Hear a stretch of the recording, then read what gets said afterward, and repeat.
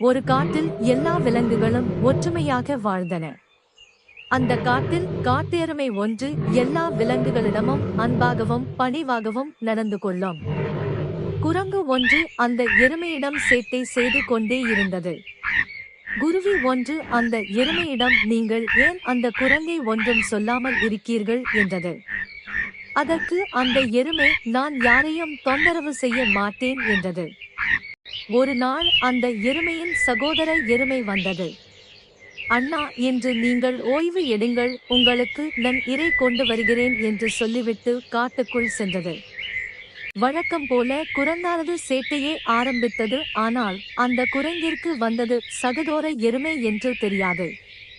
கோபம் கொண்ட சகோதர எருமை குரங்கை அடித்து முட்டியது. தன் தவறை உணர்ந்த குரங்கு இனிமேல் அனைத்து விலங்குகளிடமும் அன்பாகவும் பணிவாகவும் நடந்து கொள்ள முடிவு பண்ணியது.